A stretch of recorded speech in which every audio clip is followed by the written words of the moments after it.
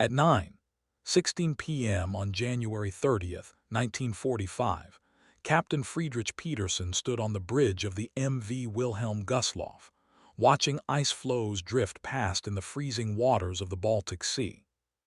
The massive passenger liner, once the pride of Nazi Germany's strength-through-joy fleet, was steaming west through darkness, carrying the largest concentration of humanity ever loaded onto a single vessel.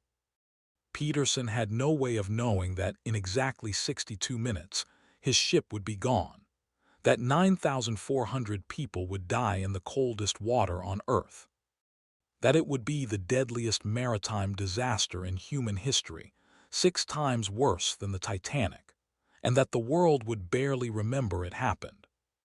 The Wilhelm Gustloff had been built in 1937 as a cruise ship for German workers, part of the Nazi regime's propaganda program showing how the Third Reich cared for ordinary citizens.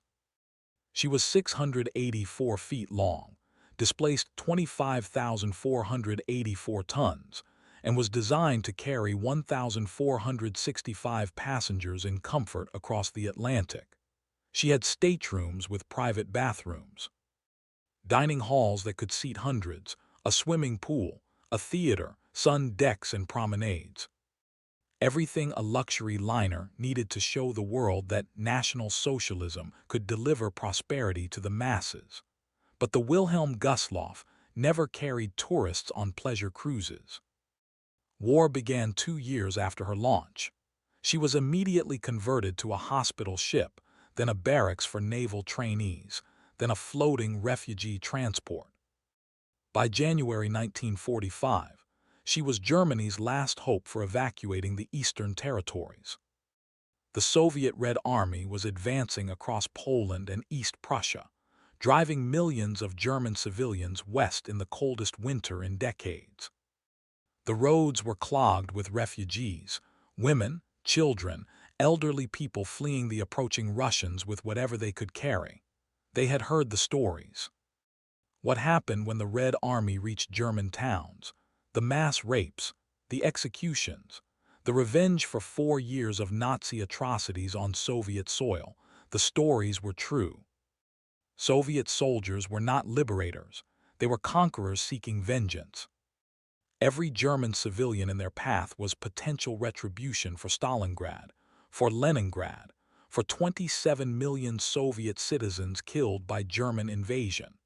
German civilians were running for their lives, and the only escape route was across the Baltic Sea. Operation Hannibal was the largest maritime evacuation in history. Between January and May 1945, the German Navy evacuated over 2 million civilians from East Prussia, Poland, and the Baltic states. Thousands of ships, passenger liners, cargo vessels, fishing boats, anything that could float, ferried refugees across the Baltic to German ports still under Nazi control. The Wilhelm Gustloff was flagship of this desperate exodus. On January 30th, 1945, she was docked at the port of Gotenhafen, modern-day Gdynia, Poland, loading refugees for the journey to Kiel in northern Germany. The ship was designed for 1,465 passengers. The German Navy had calculated she could safely carry 3,000 people in emergency conditions. Over 10,000 people boarded that day. They came in waves, families with children, pregnant women, elderly couples who could barely walk. They carried suitcases, bundles of clothes, family photographs, everything they owned in the world. Behind them, 60 miles away, Soviet artillery was shelling German positions. They could hear the guns. The refugees climbed the gangways and kept coming. The crew tried to maintain order, to count people, to enforce capacity limits. It was impossible.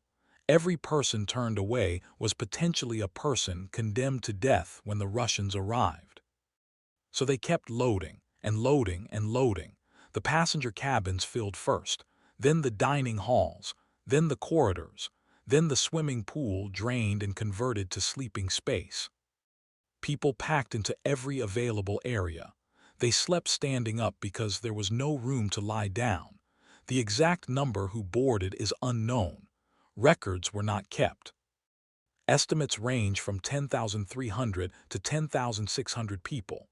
Among them, 918 German naval officers and crew training on the ship, 373 female naval auxiliaries, young women who served as communications specialists and administrative staff, 162 wounded soldiers being evacuated from field hospitals, and approximately 9,000 civilians, mostly women and children, mothers carrying infants, pregnant women in their final trimester, children separated from their parents in the chaos of boarding, elderly refugees who had survived World War I and now faced death in World War II. At 12:30 p.m. on January 30th, Captain Peterson requested permission to depart. Naval Command denied the request. A minesweeper escort that was supposed to accompany the Wilhelm Gustloff hadn't arrived. Sailing without escort through submarine-infested waters was suicide. Peterson argued that staying in port was equally dangerous. Soviet aircraft were bombing German positions daily. Gotenhafen would fall within weeks, maybe days. The refugees needed to be evacuated immediately. At 2:00 p.m., Peterson received new orders: depart as soon as possible. Escort or no escort, the Wilhelm Gustloff needed to get those refugees out of the combat zone. But there was a problem. The ship had been stationary in port for weeks. Barnacles and ice had accumulated on the hull. The maximum speed, normally 16 knots, was reduced to 12 knots, maybe less, and 12 knots wasn't fast enough to outrun Soviet submarines. Peterson knew this. His officers knew this. But what choice did they have? Leave the refugees in Gotenhafen to face the Red Army, or risk the submarine danger and hope for the best? At 12:30 p.m., the Wilhelm Gustloff departed Gotenhafen accompanied by one torpedo boat, the TF-1, not the minesweeper escort they'd requested, not a destroyer with anti-submarine weapons. Just one small torpedo boat against whatever Soviet submarines were hunting in the Baltic. It wasn't enough. Everyone knew it wasn't enough. The refugees didn't know. They were just grateful to be leaving. They crowded the decks as the ship left port, watching the coast of Poland recede into the distance. They were escaping. They were safe. They believed they would reach Germany and start rebuilding their lives. Some would reunite with husbands and sons serving in the Wehrmacht. Others would wait out the war's final months and return home when the fighting ended. Most wouldn't survive the night. At 6:00 p.m., the temperature had dropped to degrees C. Wind speeds increased. The Baltic Sea, notorious for violent winter storms, was becoming rough. Waves crashed over the bow. Ice formed on the railings and superstructure. Peterson ordered all passengers below deck. The upper decks were too dangerous in these conditions. People could be washed overboard by the waves or freeze to death in the wind. 10,000 people crowded into spaces designed for 1,500. The air became stifling despite the cold. Bodies pressed against each other, children crying, women praying, everyone trying to find a space where they could sit or lie down. In the drained swimming pool, hundreds of refugees huddled together for warmth. The tile walls offered no insulation. Condensation from their breath froze on the ceiling and fell as ice crystals. Some refugees tried to sleep. Most couldn't. The ship was rolling heavily in the storm. People who had never been on a ship before were seasick, vomiting in corners because there was no access to bathrooms. The bathrooms had stopped working anyway. 10,000 people using facilities designed for 1,500 had overwhelmed the plumbing systems within hours of departure. This was what desperation looked like. People willing to endure any hardship because the alternative, staying behind, was worse. At 9:00 p.m., Peterson faced another critical decision. Standard procedure for vessels traveling through submarine waters was to sail close to shore in shallow water where submarines couldn't operate, with lights extinguished and radio silence maintained. But the coastal route was heavily mined. German forces had laid thousands of mines to prevent Soviet naval forces from advancing. The minesweeper that was supposed to escort the Wilhelm Gustloff would have cleared a safe path. Without the minesweeper, the coastal route was a death trap. Peterson's alternative was to sail in deeper water, farther from shore. This avoided the minefields but put the ship directly in the path of Soviet submarines hunting in the shipping lanes. He chose the deep water route. Then he made a second decision that would haunt the survivors forever. He ordered the ship's navigation lights turned on. This violated every protocol for sailing through hostile waters. Lights made the ship visible from miles away, a perfect target for any submarine in the area. Peterson's reasoning: a German minesweeper convoy was traveling east through the same waters. In darkness, in rough seas, there was a risk of collision. Better to risk submarine attack than to have two German vessels crash into each other. At least, that was the official explanation. Some crew members later claimed Peterson believed the ship was outside the Soviet submarine patrol zone. Others said he thought navigation lights would identify the Wilhelm Gustloff as a refugee vessel, not a military target. Whatever his reasoning, the decision was catastrophic. At 9:04 p.m., Soviet submarine S-13 was cruising submerged 30 miles off the coast of East Prussia. Captain Alexander Marinsko was hunting for targets, any German vessel he could sink. Marinsko was a controversial figure in the Soviet Navy. He was undeniably skilled, one of the most successful submarine commanders in the Baltic Fleet. He was also undisciplined, frequently drunk, and had recently been reprimanded for disappearing on a multi-day drinking binge while his submarine was scheduled for combat operations. His superiors had threatened to relieve him of command. This patrol was his last chance to prove he deserved to remain a submarine captain. At 9:08 p.m., Marinsko's sonar operator detected a contact. Large vessel, moving slowly, range, approximately 12 miles. Marinsko ordered the submarine to periscope depth and looked through the scope. What he saw made him think he was hallucinating. A massive passenger liner, fully lit, sailing alone through waters that should have been empty of civilian traffic. He couldn't believe German command would be stupid enough to send a liner through submarine-infested waters with navigation lights on. It had to be a trap. A decoy designed to lure Soviet submarines to the surface where German aircraft could attack them. Marinsko watched for 20 minutes, analyzing the target. No escort vessels visible. No aircraft overhead. The ship was zigzagging slightly, a defensive maneuver, but not aggressively enough to suggest military awareness. Either this was the most elaborate trap in naval history, or it was a legitimate target being sailed by idiots. At 9:16 p.m., Marinsko decided to attack. S-13 maneuvered into attack position. Marinsko calculated the target's speed, 12 knots, distance, 3,000 yards, and angle.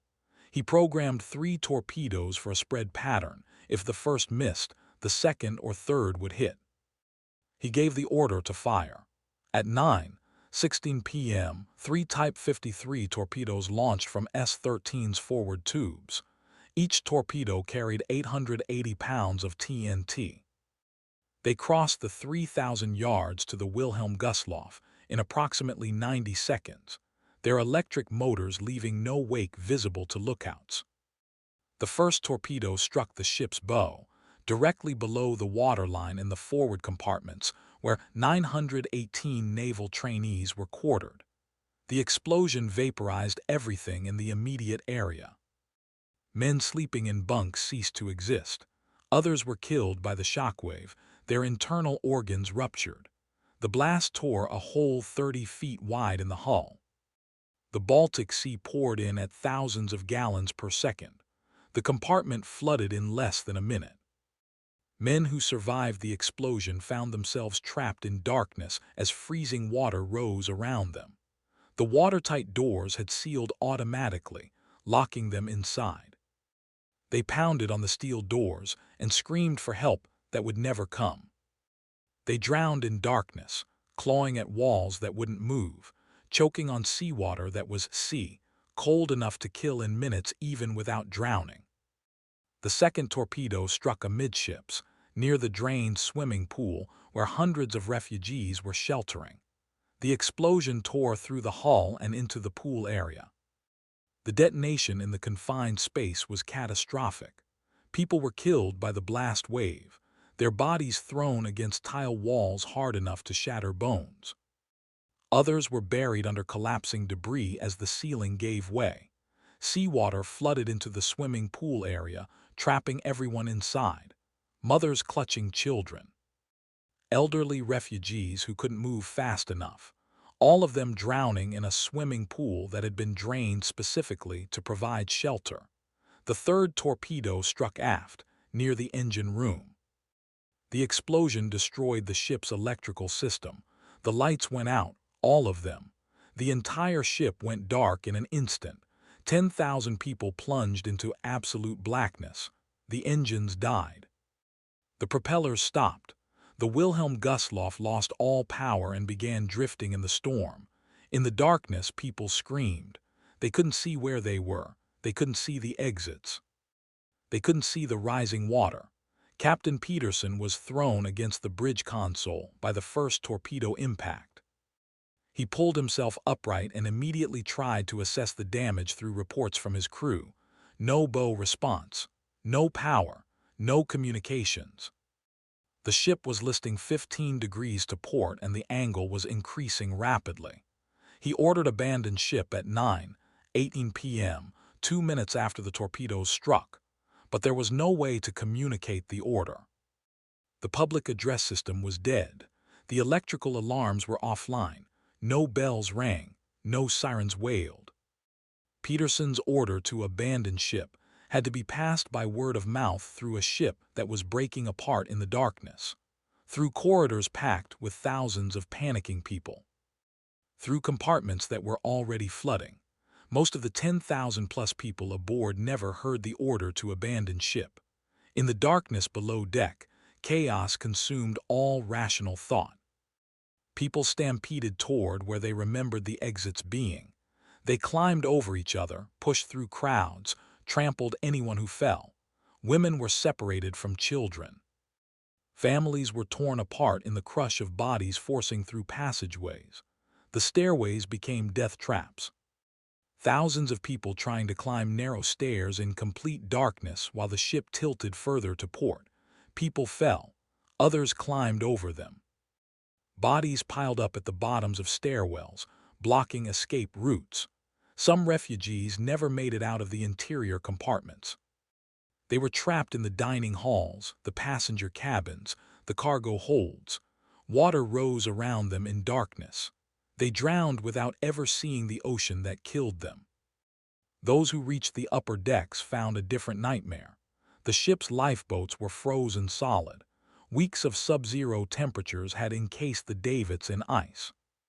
The crew hacked at the ice with axes and hammers trying to free the boats. Some succeeded, most didn't. Of the 22 lifeboats aboard the Wilhelm Gustloff, only 5 could be launched. 5 lifeboats for over 10,000 people. The crew tried to maintain order, women and children first, but there was no order anymore. People fought for spaces in the boats. Men threw women aside to climb aboard. Parents lifted children into boats and were pulled back by other refugees desperate to save themselves. One lifeboat launched with 40 people aboard. Designed capacity was 50. As it was lowered down the side of the ship, dozens of people jumped from the deck trying to reach it.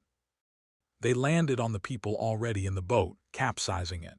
Everyone spilled into the Baltic Sea. The water temperature was cold enough to kill an unprotected human in 15 minutes. Maybe 20 if you were lucky. No one was lucky that night. People who jumped or fell into the water died almost immediately, not from drowning, from cold water shock. The freezing temperature triggered involuntary gasping reflexes. They inhaled seawater. Their hearts stopped. Their bodies shut down. Some survived the initial shock and managed to stay afloat. They had life jackets.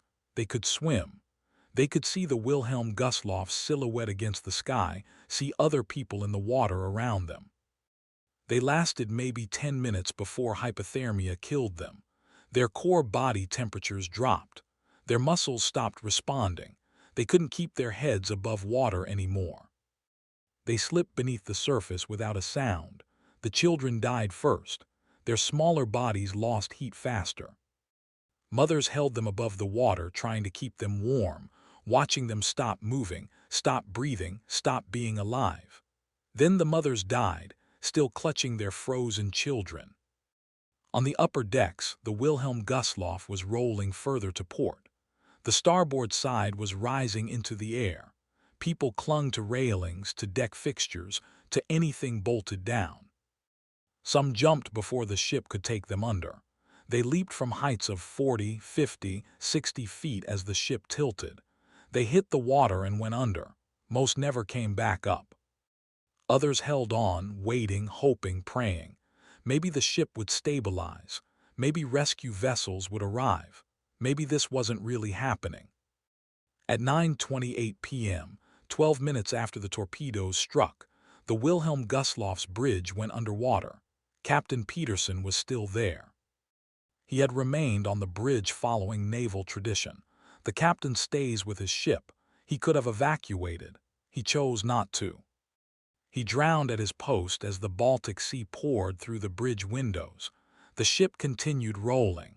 The port side submerged completely. The starboard side rose higher, exposing the propellers and rudder. The Wilhelm Gustloff hung there for a moment, vertical, pointing at the storm clouds, a monument to the worst maritime disaster in history. Then she slipped beneath the surface. The Wilhelm Gustloff sank in exactly 40 minutes. From torpedo impact to complete submersion, 40 minutes. Faster than most people could evacuate. Faster than rescuers could arrive. Fast enough to kill over 9,000 people. The suction created by the sinking pulled hundreds more people underwater. Those who had managed to swim away from the ship were dragged back toward the vortex. They fought the current and lost. They were pulled down into the darkness and drowned. Silence fell across the ocean. Then the screaming began.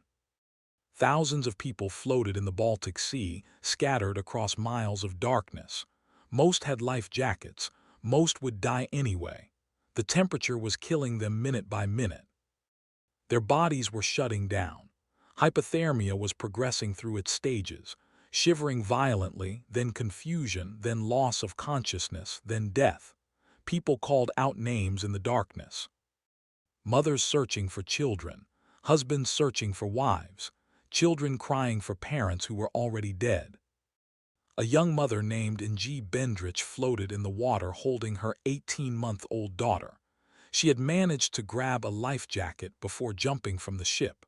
Her daughter had none. Bendrich held her daughter above the water, using her own body to shield the child from the waves. She could feel her daughter getting colder, feel the small body going limp in her arms. After 10 minutes, her daughter stopped crying. After 15 minutes, she stopped moving. Bendrich continued holding her dead child, unable to accept what had happened, unable to let go. Eventually, her own body gave out. She and her daughter drowned together. This scene repeated thousands of times across the ocean, parents watching their children die. Children watching their parents die. Strangers clinging to each other for warmth as hypothermia claimed them both. The 5 lifeboats that had successfully launched drifted in the darkness, packed with survivors who couldn't help those still in the water. Taking on more people would swamp the boats and kill everyone. They listened to the screaming and tried to block it out, tried not to think about the voices that stopped one by one as people died. At 10:18 p.m., the torpedo boat TF-1, the Wilhelm Gustloff's sole escort, arrived at the scene of the sinking. The captain looked out at an ocean covered with bodies, debris, and dying people. His small vessel could hold maybe 50 additional passengers. There were thousands in the water. He began pulling people aboard anyway. His crew threw lines to anyone close enough to grab them. They hauled frozen, half-dead refugees onto the deck. Some were already dead by the time they were pulled from the water. Others died minutes later, their bodies too damaged by hypothermia to recover. TF-1 pulled 564 people from the water before reaching maximum capacity. The small torpedo boat was so overloaded, it was in danger of capsizing. The captain made an agonizing decision: stop rescuing people and head for port before his own vessel sank. He ordered engines ahead and left the scene. Behind him, thousands of people were still dying in the water. He could hear them screaming. He could do nothing. Other German vessels arrived over the next few hours.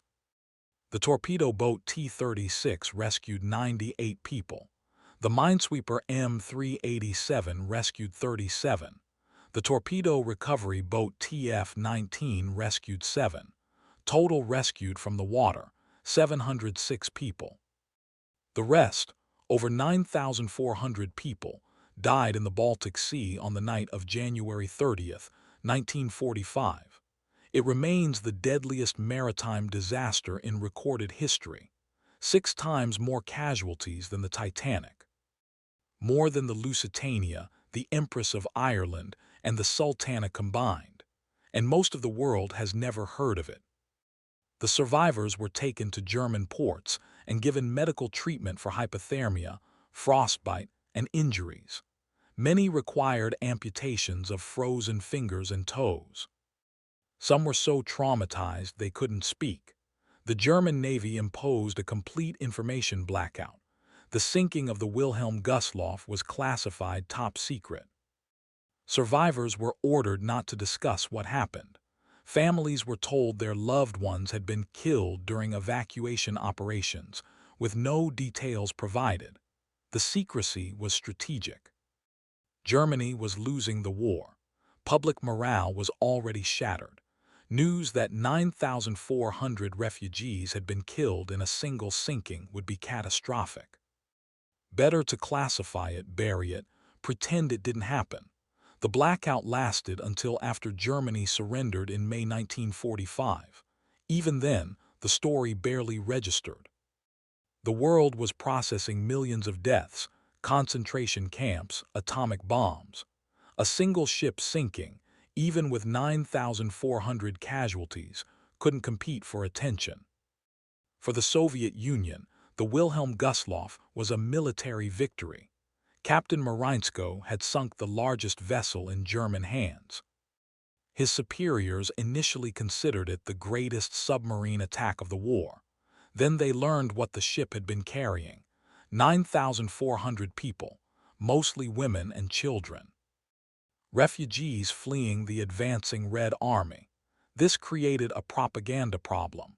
The Soviet Union wanted to be seen as liberators, not as killers of German civilians. The Wilhelm Gustloff sinking didn't fit that narrative, so the Soviet government classified it as well. Mariinsko received the Order of the Red Banner for the attack, but the details were suppressed. Soviet records described the Wilhelm Gustloff as a military transport carrying Nazi military personnel. The 9,000 civilian casualties were never mentioned. Mariinsko's career ended badly. He continued his drinking and indiscipline. In 1945, he was dismissed from the Navy for stealing and selling government property. He spent 3 years in a labor camp, then worked as a supply manager until his death in 1963. In 1990, after the Soviet Union collapsed, Mariinsko was posthumously named Hero of the Soviet Union for sinking the Wilhelm Gustloff. The civilian casualties were acknowledged but described as regrettable but unavoidable during wartime. The survivors spent decades trying to get their story recognized. Most lost their entire families in the sinking. A mother and her 3 children all drowned. A father and his 2 daughters frozen to death in the water. Entire family lines erased in 40 minutes. The survivors wanted the world to know what happened. They wanted memorials. They wanted recognition. They wanted the 9,400 dead to be remembered. But Germany was processing its own guilt. The Holocaust, the war crimes, the atrocities committed in Germany's name. There was limited sympathy for German suffering when Germany had caused so much suffering. The Wilhelm Gustloff survivors were told to be quiet. Your tragedy is real, but it's inconvenient. German civilians dying doesn't fit the narrative we need right now. So they stayed quiet. For decades, it wasn't until the 1990s that serious historical research began on the Wilhelm Gustloff disaster. Books were published, documentaries were made, survivors gave interviews. By then, most of the survivors were dead. Inge Bendrich, the mother who held her daughter above the water, had died in 1987 without ever speaking publicly about that night. Thousands of other survivors died without telling their stories. The last survivor died in 2018 at age 92. With her death, the last living witness to the worst maritime disaster in history was gone. But the story remains. 9,400 people died in the Baltic Sea on January 30th, 1945. They died because 3 torpedoes hit their ship. They died because the lifeboats were frozen. They died because the water was cold enough to kill in 15 minutes. They died because they were refugees fleeing a war their government had started, caught between armies that saw them as acceptable casualties. And they died in obscurity, their tragedy classified, suppressed, forgotten by a world that had too many other horrors to process. The Wilhelm Gustloff lies at the bottom of the Baltic Sea, 450 feet down, 30 miles off the coast of Poland. It's a war grave. Diving is prohibited. The ship will remain there forever, a tomb for the thousands who went down with her. No memorial marks the site. No flowers are laid. No ceremonies are held. Just silence and cold water and 9,400 people who died screaming in the darkness. If this story moved you, hit that like button. Every like tells YouTube to share this with more people who need to hear it. Subscribe and turn on notifications. We bring you the forgotten tragedies of history every single day. Drop a comment and tell us where you're watching from. This is the deadliest maritime disaster in history, and most people have never heard of it. 9,400 people died in 40 minutes. They deserve to be remembered, even if it took 80 years for the world to listen. Thank you for watching. Thank you for making sure the Wilhelm Gustloff is not forgotten.